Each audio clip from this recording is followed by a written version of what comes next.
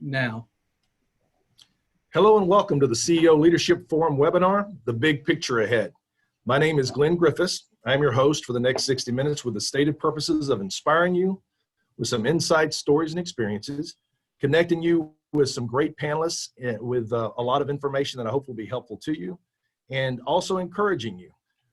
You're going to hear people who have found ways to adapt and be successful and to work through the situations that we have in terms of what we have currently. So for those of you unfamiliar with the CEO Leadership Forums, we're a group of business people that have come together to form a strategic relationship with Central Florida-based businesses, Valencia College, and their students. And primarily we provide local businesses with a strong talent pool of students to choose from and to work with, give leaders opportunities to learn, grow, and share together. And we offer scholarships for a lot of the deserving students that are over at Valencia. So real quick, I need to put a little disclaimer up that states that the opinions of our panelists are their own and not part of the CEO Leadership Forum. And we've had a tremendous response from our webinars that we've had going forward, and we'll be offering another one next week, May 12th. So we want to make sure that you come and join us. Also, we are going to have in just a few minutes, you're going to have an opportunity to submit questions, or you can even do it now, submit questions to our panelists and in the Q&A section in Zoom. So take a look at that, and please go ahead and start providing some questions for us in advance. We'd appreciate it. Finally, our goal today is a dynamic conversation between you and the panelists. We've already received some questions and asked that you put some more up there as well. Here's a group of fantastic panelists that we have today. Initially, my name is Glyn Griffis. I'm a certified financial planner and branch manager with Raymond James Financial Services. We have with us also Scott Brown, who's the chief economist for Raymond James, who provides insights on a daily and weekly basis, making sense of the immense amount of data that's coming our way. And also Jared Kalake, who's the co-founding professor for the first baccalaureate degree in business and organizational leadership at Valencia College. Also Jonathan Malayam, who founded Aquavest Financial Group in 2004 with the goal to provide investment banking caliber services to smaller mid-market Southeastern-based companies with revenues up to 100 million. And our special guest today is John Rivers, who founded the Four Rivers Smokehouse in 2009 with 7 locations in Central Florida area and 14 in the state of Florida. Has been an inspirational leader for trailblazing business models in the restaurant industry. So let's get started. Scott, we have had an unprecedented surge in unemployment claims with new numbers that came out today.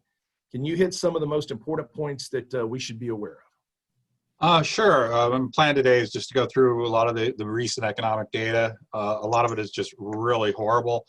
And talk about the policy efforts to counteract some of the weakness that we've been seeing and how we might envision a recovery.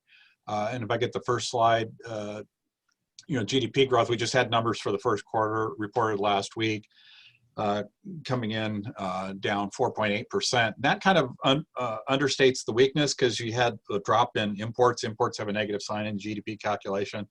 If you look at sort of the key components, consumer spending down 7.6%, business fixed investment down 8.6%. We did get some positive news on home building. That was up a whopping 21%.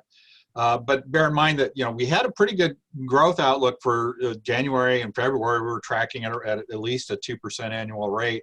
So that weakness just in March, and remember, not every place was shut down in March. At least for the full month, that weakness was enough to push us into a recession. So that's the clear call here. On the next slide, you talked about the jobless claims. This is probably the best single real-time indicator that we have. These are real numbers because they're state-level data that's counted every week.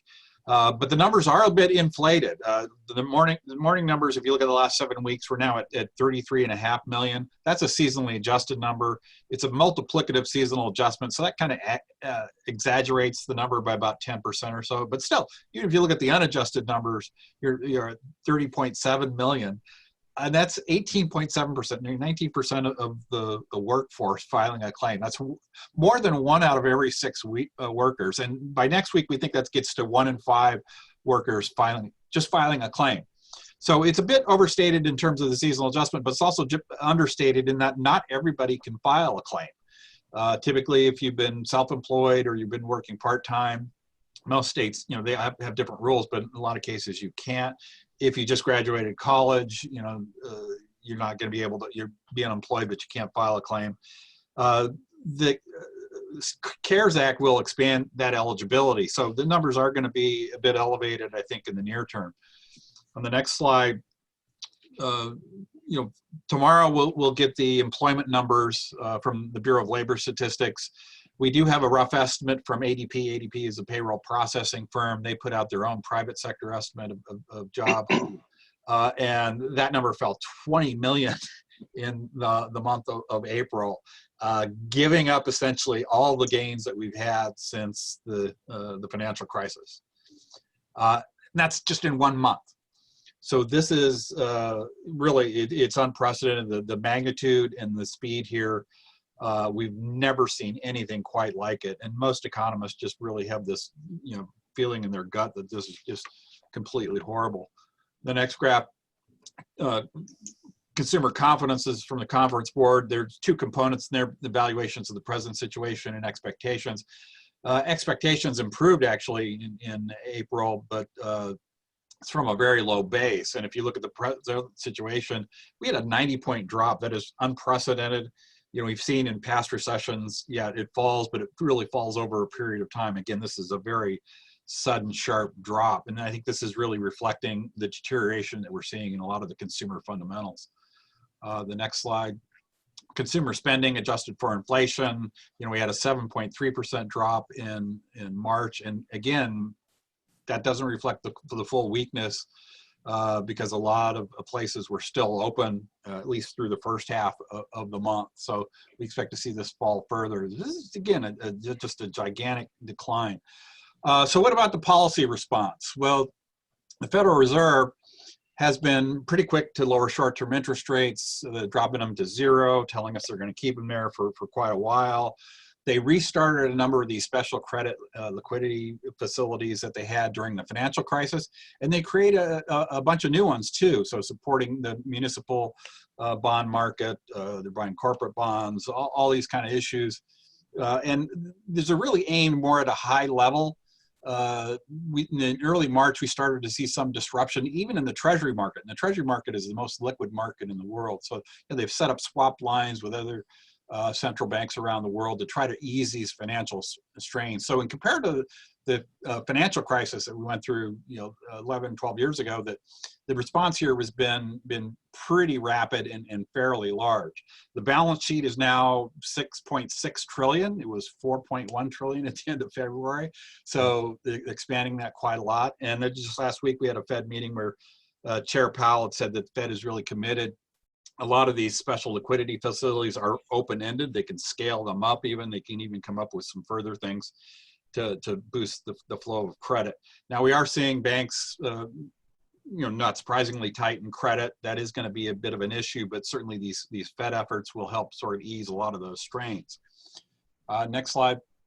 From the folks on Capitol Hill, we've had, depending on how you want to count it, it's either 3 or 4 stimulus packages. The CARES Act was the big one, but you're looking at 2.7, probably 3 billion. We don't really know what the final amount's going to be based on the law that was passed. Trillion with a T, and that's on top of a $1 trillion federal budget deficit annual rate that we were running before. So, you're talking about pretty close to $4 trillion federal budget deficit compared to 1.4 trillion that we had in fiscal 09. Fiscal 09, it got up to 10% of GDP. Numbers are a lot higher now, but it's about 17, 18% of GDP. Now, the focus here is clearly, public health, extended unemployment insurance benefits. So you're trying to sort of ease a lot of the strains. You've got small business loans, which are really going to be grants if you keep on your employees. Recovery rebates, people got 1,200, most people did, and 500 credit for kids.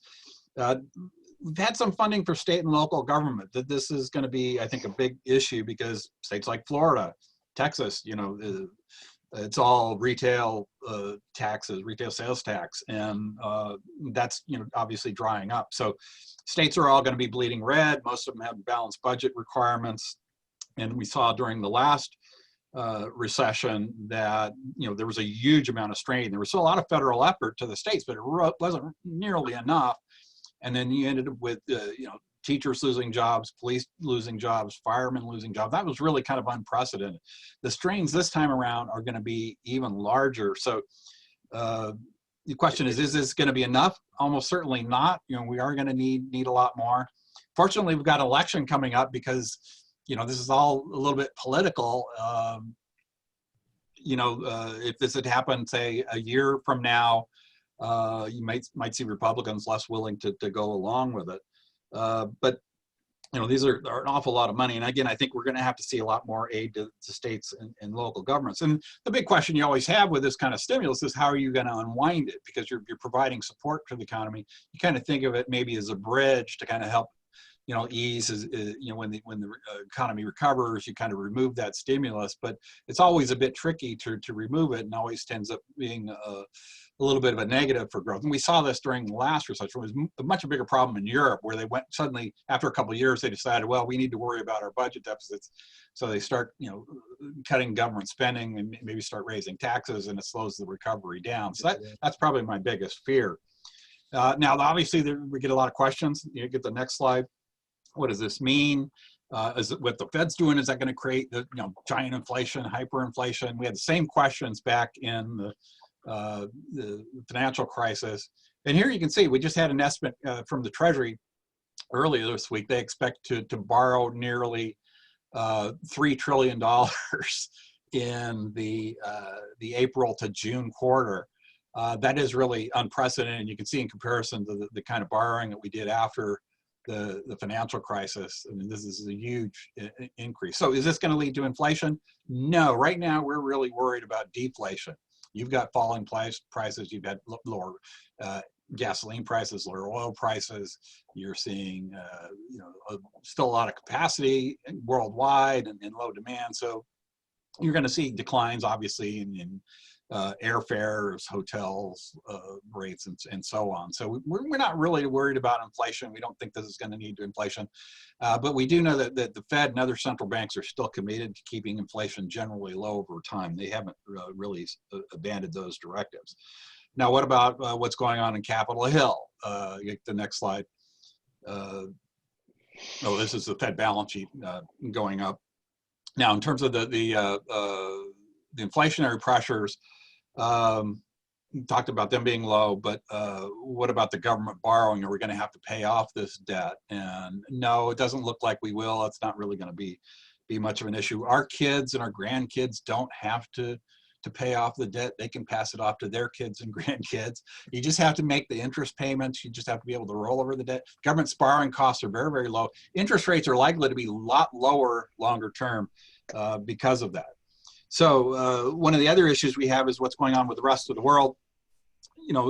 It's a pandemic. That means it's global in nature, and global problems require global solutions. We're not really seeing a lot of cooperation right now. In fact, you've had this sort of rise in nationalism, and that's likely to continue. Global trade certainly has been collapsing. The IMF put out a global forecast earlier this month. They were looking for 3% growth back in January, and now it's at -3%. And they tell us that it could be -6% if, sort of a worst case scenario. There are downside risks. And the idea is that if the virus is out there, then it could end up coming back. If we don't come up with a vaccine, which is still probably at least a year and a half away at best, or an effective treatment, then if we start to relax and we start to get too loose, then the virus could come back. When you look at the sort of the process of reopening, we know that things should be coordinated. It should be very gradual in phases. Plenty of testing. We're not there yet on testing. Contact tracing. So if somebody gets sick, you can find out who they were in contact with and isolate those individuals. We're not there yet. And we have to have plenty of personal protection equipment, not just for the healthcare workers, but sort of the day laborers and everything else, the people that are out there working, restaurants, hotels, and whatever. So I don't think we're quite there yet, but you are seeing states moving to open up, Florida included. And this could be very, very uncoordinated. It could be self-defeating if we start to see another huge second round. My guess is that you're still going to get a lot of people reluctant to go out. If you've been working from home, a lot of people are still going to be working from home, those people that can. So when you look at this economic recovery, if I get the final slide, the bottom line is still, no, the other way. The bottom line is this still depends, next slide, yeah, critically on the virus and their efforts to contain it. We still don't know everything about the virus, how it spreads, why some people get sick, why some people don't. We don't know if you've had it, if you're going to be immune, all those kind of things. And we're going to know more over time, but we have seen obviously some progress, but we're still not quite there. Reopening too fast, really I think is a risk. Ultimately, the economy is going to rebound. I mean, we've seen pandemics in the past, and hitting certain regions maybe, but things will come back. But there are likely to be long-term changes, and we expect to see those, particularly in consumer behavior, people's willingness to go travel, to get on an airplane, and so on. And those things are likely to be quite long-lasting. So even if you look at the end of this year, end of even next year, we're not going to get back to where we were in January and February, but we should be improving more along the lines. Now, a couple of things that I really worry about is sort of the key possibility we could be losing long-term productivity capacity, particularly in the labor market. You've got people that have been unemployed, they're losing skills. People that are graduating right now, they're going to be earning less. And typically, we've studied this in the past. If you look at the recession we had in the early 80s, those people tended to have lower salaries than the people that had graduated a couple years earlier or later, even 20 years later. I mean, so that kind of stuff stays with workers. And also the small businesses, I think, are really key to the overall economy. And this is where I think we're obviously seeing a lot of pressure now, and a lot of focus from Washington in terms of trying to help small businesses. And I think we're probably going to see more aid coming from Washington for small businesses. So I'll end it there.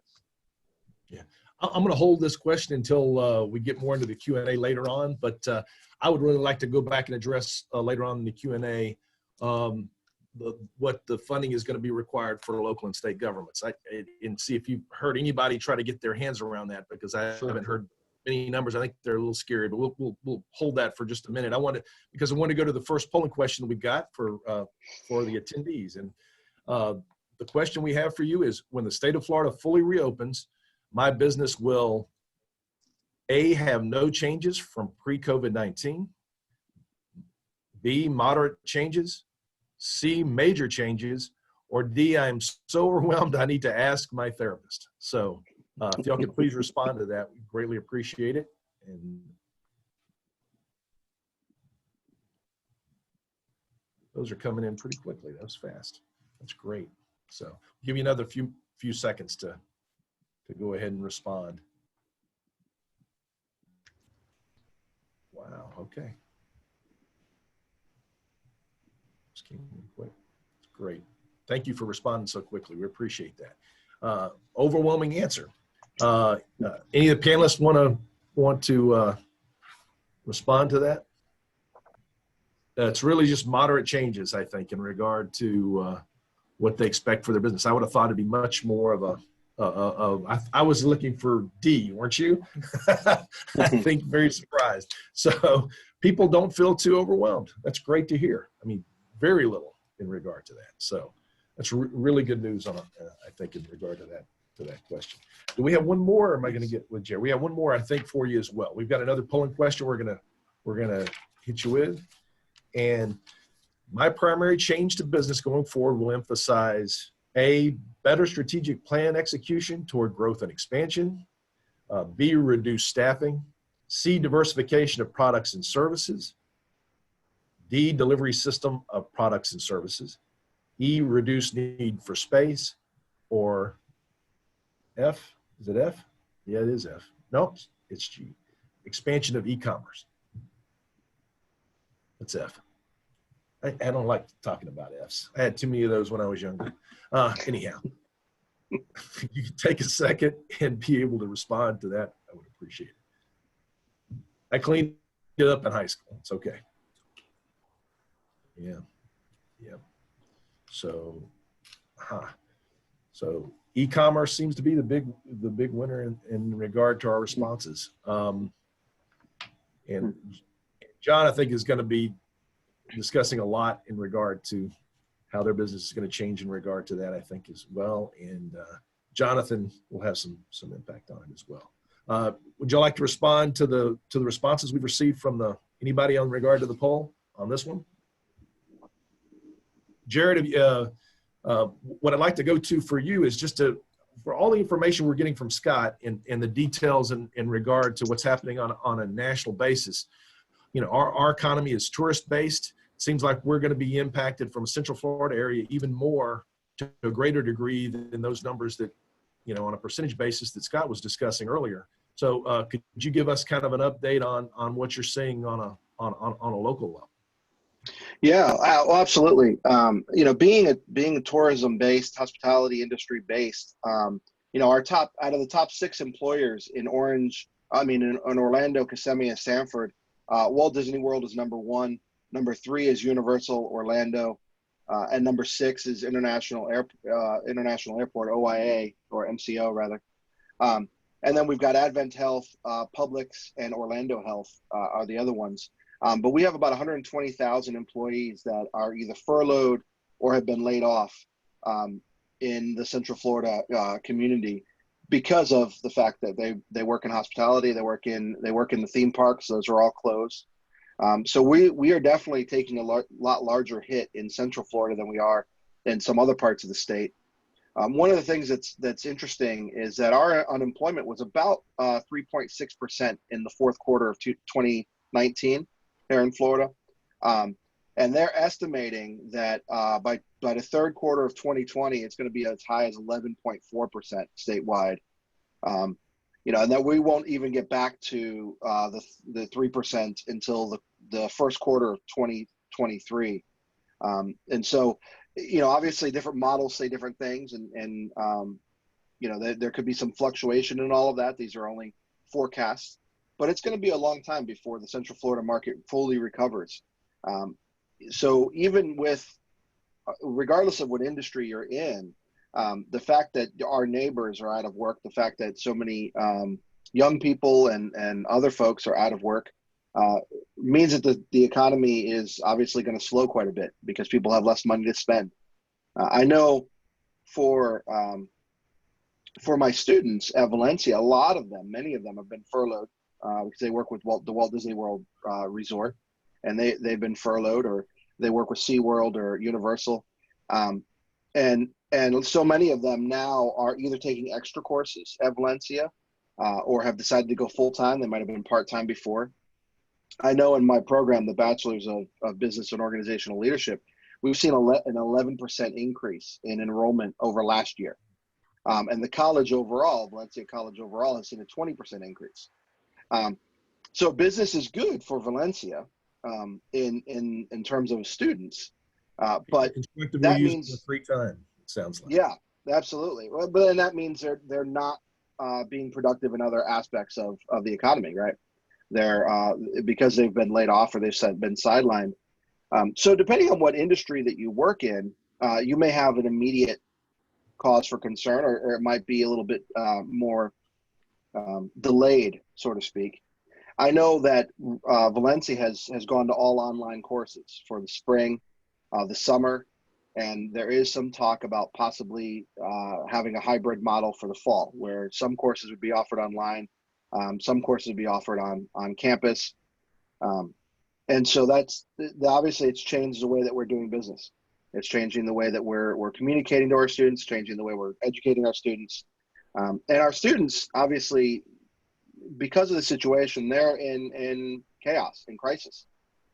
And many of our employees and many of our neighbors are in the same crisis. And so not only do we see the numbers and the impacts economically, but also psychologically and so forth, and it's a difficult situation. I know that I had just had a student email me the other day, and she works for Walt Disney World, has been furloughed. Her husband worked for Universal Orlando and was laid off. They have 3 kids, and neither one of them are making an income. And as it's well known, the Florida unemployment system has issues, is having lots of issues. And so neither one of them have gotten their unemployment, which is still not even enough. So they were both living off of the $2,400 plus whatever it was from the stimulus check that was given, but that's supposed to last them for 10 weeks.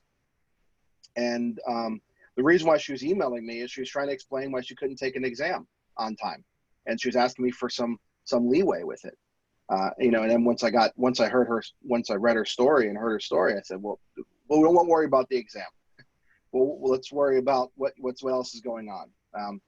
So one of the interesting things that I read recently is in the Harvard Business Review journal came out with 4 behaviors that leaders can take in managing a crisis, and I could share this with the group as well. Number 1, decide with speed over precision. So as a business leader, when you are faced with a crisis like COVID-19, decide with speed over precision, whatever your plan is going to be. Adapt boldly. So as different things come out, different curveballs have been thrown, adapt boldly. Number 3 is reliably deliver. So whatever your plan is, whatever you said you're going to do and deliver. And then 4, engage for impact. And so try to engage for the most positive impact possible. Those are some of the things that we're trying to do. The most interesting thing is that out of the 22 million people that live in Florida, quite a few of them reside in areas that are tourist based, and because of that, who knows when the airports will open back up again full stream, and the theme parks and so forth. So we're hunkering down for a much longer recovery than I think even the nationally might be looking at. My office manager just took her mother this morning to the airport for a trek back to Ohio, and it was kind of shocking. It was a ghost town up there. Yeah. Mm-hmm. Hey, Jared, you had put together a polling question. We wanted to go ahead and get to that, if you don't mind, that we'd like to get a response from. And that is, to engage in business in the future, I would prefer to work with those I perceive to, A, have been overly proactive in safety precautions, policies, and procedures, B, have been moderately that way, or C, have been optimistic in their approach and kept a business as usual attitude. If our attendees could hit us with a quick response, we'd appreciate that.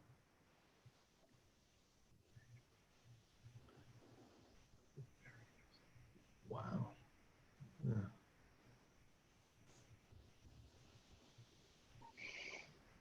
Yeah, you need just a couple of more seconds for you guys. I think we're getting a pretty quick response, and I think a little bit surprising in regard to what the answer is. And John, I don't know if this might lead into some of the things that you wanted to talk about, but it seems like they want to be optimistic about having things be business as usual. So to me, I think that's a good thing for your industry for sure to hear that from people. And I know one thing, I'm just excited to get back to the restaurant in Winter Garden to get my brisket. So that makes me, that makes me very happy. So so it's just down the street from my office, so I can get there quick. So John, if you would, go ahead and take the floor, if you would. Absolutely, and thank you. And by the way, we have your brisket ready, so you can come in anytime that you'd like to. And I think the key word for specifically in the restaurant business, and I think it has to do with all the hospitality businesses as well that have had the opportunity to stay open, is pivot. And really the ability to pivot correctly and quickly, as Jared had pointed out, is really the key to success.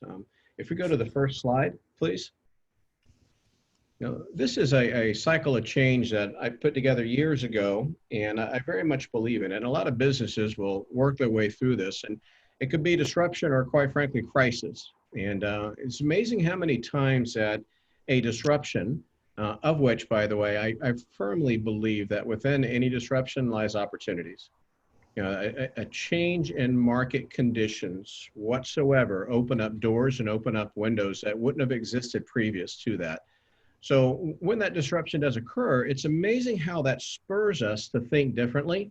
And a lot of times it's that creative thinking that comes up with new products, new services, new customers that we weren't even considering before. That certainly has been the case for us over these last 7 weeks. What you got to be careful about many times, that creativity leads to great success. And then for some reason, we shut our brains off and we ride that success, and we tend to find our ways back into being complacent. And I think that is such a slippery slope for any business. And I don't speak for us. We've done the same things over the years. And, and the longer you're complacent, the market's going to continue to progress, and you find yourself back in a crisis again. And it's amazing how it just keeps going around and around. If you go to the next slide, and specific to COVID-19, and I'd be happy to share a little bit more detail in the Q&A of exactly where we're at today, but we found ourselves going through a cycle. And obviously it started with the crisis. Now, for us, that crisis overnight represented a loss of over 50% of our business, which we had no control over whatsoever. We lost $30 million in one of our divisions, literally overnight. We had to reduce our, we were actually in a crisis. We were burning over $1 million of cash a week, losing that without an awful long run rate ahead of us. So we had to act and change things very, very quickly. I'm thankful that I've got an amazing team. We all came together. We started meeting on that Saturday, as a matter of fact, and we met every single day for 3 weeks straight in the afternoon. Then we went to 3 days a week, and now we're down to 2 days a week. But the first goal was we got to stabilize the business. And, that came through a number of initiatives, from reducing expenses. Unfortunately, we lost about 50% of our workforce, which was considerable. But we also had a lot of deferment of expenses that really had saved the business greatly, from rent to mortgages to bank payments to insurance. We worked with all of our buyers. But in essence, what we were working to do, we had what we called a runway. And we defined the runway in the beginning based on days. And we visited this metric every single meeting that we had. What is our current runway? And the runway is the differential between our current burn rate and our cash on hand. And that cash on hand could also be if we had the ability to leverage that cash to gain additional cash. And as you can imagine, in the beginning, and that's why it's still an off red, we were working hard and trying to gain days. And I'm grateful. I'm very thankful. We were blessed that through changes and literally less than a week and a half, we were able to stabilize the business. And that's a move from burning $1 million a week to getting everything down. I think we were down to $16 a day, which was really a huge relief. And after you go through the emergency and you stabilize, and you begin to adapt to what the new business looks like. And in our case, it was extremely, extremely different. People weren't allowed to come into the restaurants anymore.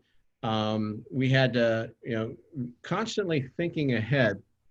We came up with a lot of different pivots because you still got to generate revenue. And so we introduced pop-up drive-throughs at all of our restaurants before it was mandated. Then we started, focusing. In our meetings, we had updates on policies. We went through our people.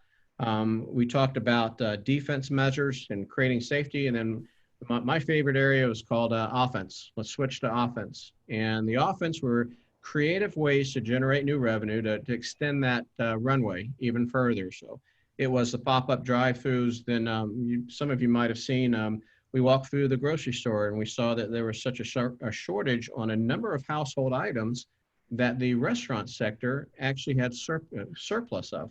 So we created for our markets. And it became somewhat of a joke. We were selling eggs and toilet paper and paper towels and raw chicken and meat and dairy products. And the joke was, you know, we would get all these praise emails of thank you for having toilet paper. And I said, who'd have ever thought there'd come a day where we'd be grateful and we'd hear back from our guests that they're happy we had toilet paper. But it was, I put them into 3 buckets, okay, these pivots. And I said they have to be, centric to your competency, not necessarily your brand in these emergency times. Because selling groceries, that's not centric to our brand, but we had created a drive-through where typical consumers were coming through, where we recognized they had a need, and then we created that business around it. And it's not going to be forever, it's temporary, but you're in an emergency situation. And we created a lot of different products along that model. We started doing family meals. So you can actually come to the smokehouse now. We thought, well, you know what? How many times a week is that guest going to want to eat barbecue? And, and not everybody is like Glyn, they like it 3 days a week. So we had to create a residual value in that guest. So we said, they're at home, they're with their families, they don't want to cook, and they probably need something comforting. So we launched a line of family meals of meatloaf and potatoes and rotisserie chicken and green beans and lasagna and products like that. So now that guests, when they were coming through to get their barbecue, we were also able to meet another need that they had, provide comfort, and we had an accretive sale to that same guest when they went through. Then we created business and mission pivots. And for us, the mission work that we do is very important. And we found a space between pure mission work, which I'll share with you in just a little while, to also business mission. And, and this is an opportunity when there's this type of disruption in the marketplace, there are also needs in the marketplace that didn't exist before. And if you're intentional and looking for those, you can certainly find ways to help the community one way or another. We started specifically with Orange County Public School, which our foundation is, that's one of our key focus areas. And we reached out to them and said, do you need any help reaching these students? They were giving them summer meals on a daily basis. And the answer went from no to up to now we're doing 11,000 meals a day, okay? And we identified gaps with not just Orange County Public School, but a number of counties around the state where they were not able to reach the students because in Orange County, there's 80 students at the Coalition for the Homeless. There's a number of students that don't have transportation that live in Paramore off of Mercy Drive. So we came alongside the school and we started doing these meals. Well, these meals were reimbursed. And this business model that we created of helping the public, helping the community, be it students, be it the elderly population we found, be it the hospital population, and be the homeless population, all of those were revenue generating services that we provided that filled a need in the community that wasn't being reached. And because of these efforts, we actually created in the middle of this crisis 252 jobs to date.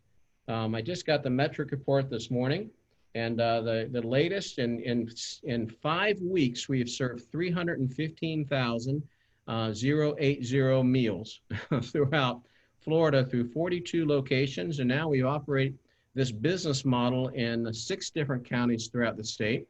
And in the counties that we don't actually have a business, a footprint, we've been able to share this business with other restaurant industry and other restaurant partners. And they've been able to create jobs. And like I mentioned, that's a lot more spots than just your restaurants, for sure, right? Absolutely, absolutely. And we can go on and on about it, but that's what we did. And I'll show you the last slide, but I will say it's so funny, Glenn, we are finding ourselves unwinding what we put in place. And, we put in place all these drive-throughs and they're working, and we've learned how to work on a reduced menu and a reduced staff. And now that the governor last week came out and said 25%, it's amazing the pushback I'm getting from the team because the model today is working. It's almost getting back in that complacency mode. I'm like, nope, we've got to we got to disrupt one more time. So now we're literally unwinding everything that we put in place.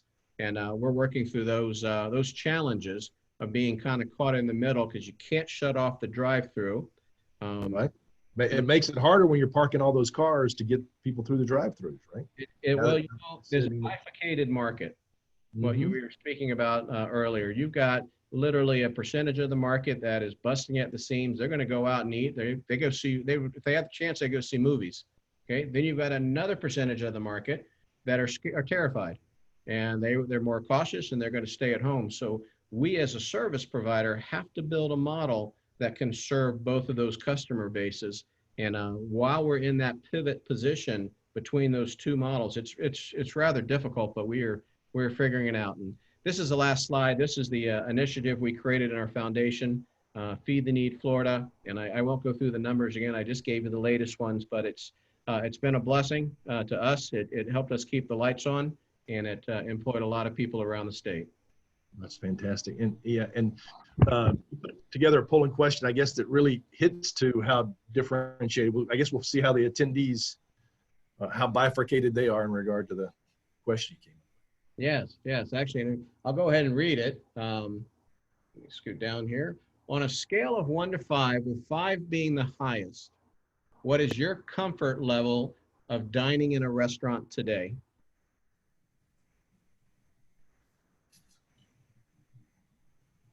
Yeah, attendees, if you could please hit the response for us very quickly, we'd appreciate it. Wow. That is just the opposite of what we heard last week from people, isn't it? So yeah, it's kind of shocking.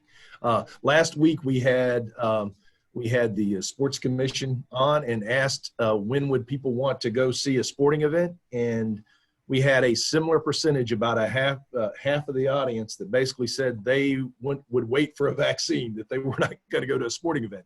But it sounds like the restaurant's a little more important to everyone, isn't it? So, yeah, John, I don't know if you want to go over it and see. It's pretty impressive. It's good news, I think.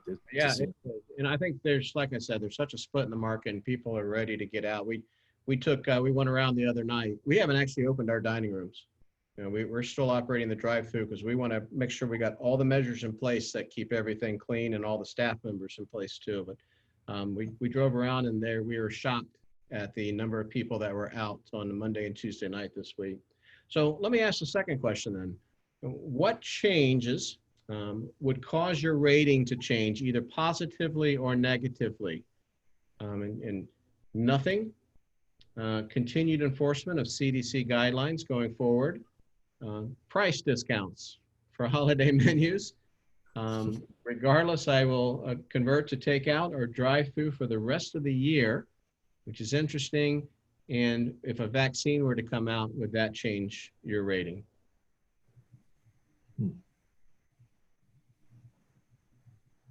And this is a timely question because we are contemplating how do we continue to operate the drive-through while serving guests coming through the front line. And I think that there is definitely a period of time where you're going to have to do both until either vaccine does come out or until the market gets more comfortable. Wow, yeah, still getting a positive response that they're ready to get into the restaurant. Yeah. Thank you for responding so quickly. We appreciate that. And we're going to share the results of it and show you that people are ready to get back in there, John, it looks like. So it's a very positive response. Also, I saw there is a third of the people that are looking for that vaccine. So some of the same people that might have been on last week with the Sports Commission, but not as many, not anywhere near as many. John, anything surprise you there? I know this is something you're really looking to. No, this is great. It's very helpful for us. And like I said, I hate sitting in the middle of the road. I always say when you sit in the middle of the road, that's when you get hit by a truck. But in this particular case, until the market moves to one side or the other side, we're just going to have to operate both business models and be clunky for a while. But that's quite frankly, that's our job. You know, our job is the service industry, and we got to figure out a way to do it. And meanwhile, we will continue on all of the emergency meals and putting those out there because that hunger issue that we faced before this started is only going to grow as the unemployment numbers continue to grow as well. Yeah, truly appreciate what you're doing there. It's amazing the response and how much you've gotten other restaurants to be involved. Someone else who's really looking at trying to find opportunities. Jonathan, I'd like you to maybe come in a little bit, because you've been talking to a lot of business owners and looking at potential opportunities that they might have. And I wanted you to maybe go over a few things that you've learned over the last 2 or 3 months. Thanks, Glyn. The name of the game right now is tightening liquidity and debt. And the trends in M&A specifically demonstrate what's going on with that. What you see here in the slide is a 10-year history on deal activity. And you can see obviously a big drop off in 2020 compared to even 2019. Interestingly, up until March 15, we were way ahead of the game compared to last year in terms of valuations, higher valuations and number of deals. And the period from March 18th to the end of the month really dragged everything down substantially. Looking at the stats, they're not on the slide, but from March 18th through the end of April, we're seeing on average about more than a 50% drop in deal volume in terms of number of deals that get done, in terms of companies selling, small companies, private companies, compared to that same period last year. So there's a definite drop, and the main reasons that are really disrupting these numbers has to do with obviously COVID affected earnings, but also how do the banks react to those earnings? Right now, banks are so inundated with requests for PPP loans that it hasn't gotten a lot of press, but the SBA 7A program has, from what I've heard, has indefinitely paused at least through July. And what that means is for any company that's looking to get an SBA loan or an individual and trying to acquire a small business, there's some real disruptions as relates to doing that, which obviously the lack of debt available on a transaction is going to adversely impact a seller's ability to cash out at closing, which makes it less appealing for a seller. So what we're going to see happening is decreasing liquidity for companies that are in distress.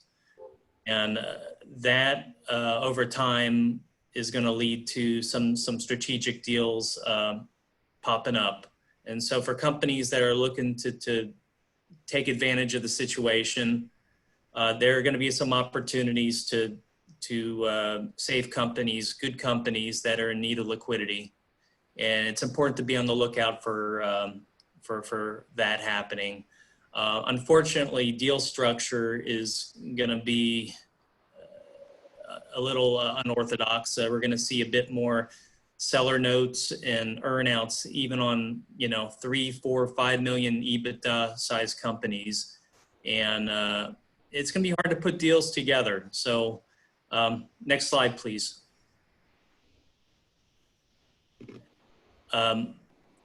But what it's important to bring up is private equity still is having record-setting fundraising. As you can see, at the end of 2019, there's a record amount of dry powder available for deals. Now, most of this money is reserved for new transactions and acquisitions. So for companies in their portfolio that are struggling, a lot of this money is not typically reserved for that. It's typically reserved for new opportunities. So what I see happening in the next few months is a shift. Over the last 5 years, we've seen a shift to where financial-minded buyers are willing to pay equal, if not higher, valuation multiples compared to strategic buyers, which is sort of unusual. And that's because the cost of borrowing is so low. in the last few years, that financial buyers that have no strategic benefits in the acquisition are coming in really strong with valuation multiples. What we're going to see is a big shift towards a focus on strategic acquisitions. So financial valuations without synergies, obviously as net EBITDA drops, the valuations are going to drop. So I think just an emphasis on strategic targets, I think, is a good practice for a company looking to make moves this year, looking for opportunities to create synergies, to come in, to put a deal together that sort of jives with both sides. It's hard to do it right now. And hopefully bring in outside debt, which is also hard to do right now. I think as much strategic value that's in the deal, the more a company may be willing to put in a larger share of their own equity, knowing that they're going to get a decent return on investment. So next slide, please. So in this environment, and for the next few months, there's some things to consider when pursuing a transaction. Obviously, lower valuations, but for good companies, you'll see that the amount of private equity funds, they're going to be just as aggressive as they have been the last few years to go after good companies that haven't been adversely impacted too much by COVID.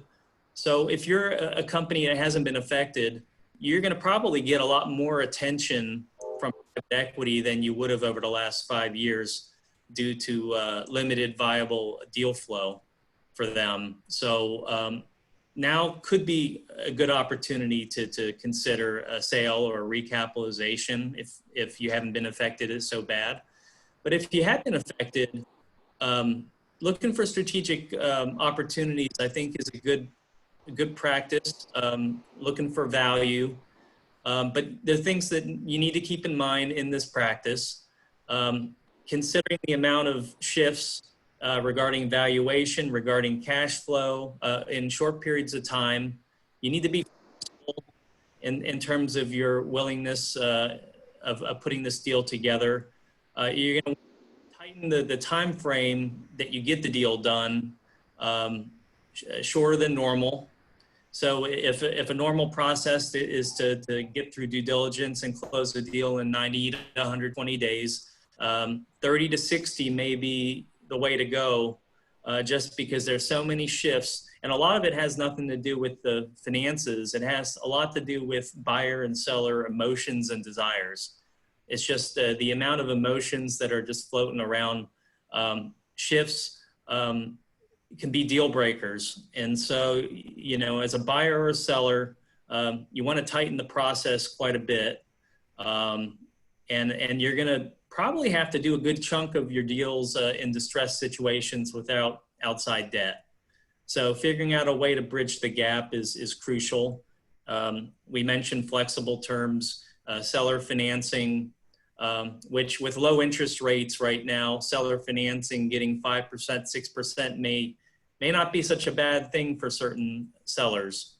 And then earnouts, which are obviously less ideal, but it does allow a seller to be able to capitalize on the upside going out of this. So the further out you extend the term of the earnout, the likelihood that the seller is going to get a little extra coming out of this that they may not get on a pure cash sale. So these are things to think about. I think it's a good practice to be on the lookout for opportunities in this environment. And it's going to be a bit challenging to put these deals together, but I think it's something that could potentially turn a negative into a positive in this environment.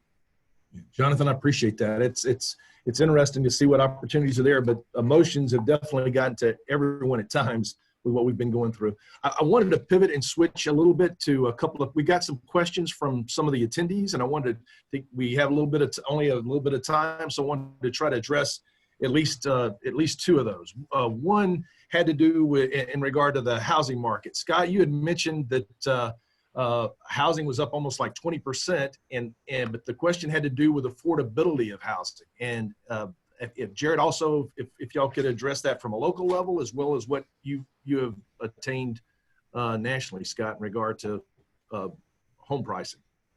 Well, it's the good news is that mortgage rates are pretty low. They're not going to go much lower. The bad news is that, yeah, you are seeing a loss of income. You're seeing a lot of uncertainty on the part of individuals, so they may be reluctant to make the kind of big ticket purchases.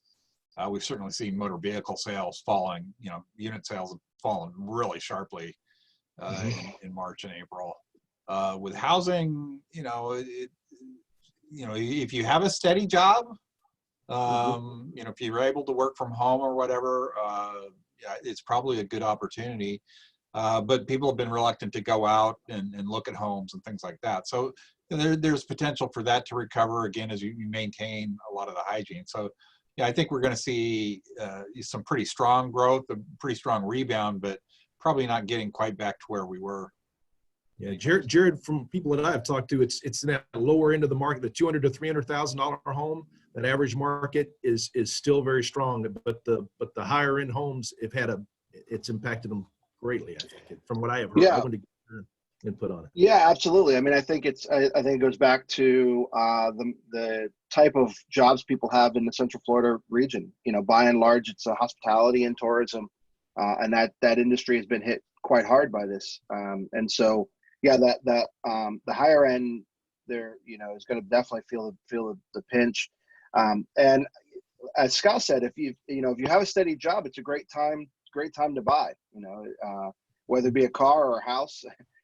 Or another business, as Jonathan was saying, but you know, a lot of folks don't have those luxuries. I know, you know, many of my students at Valencia are renting. Some landlords are being flexible with rent. Some are not.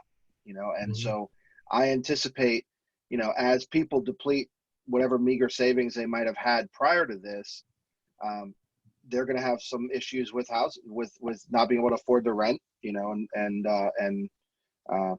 that's going to be, you know, even a bigger problem.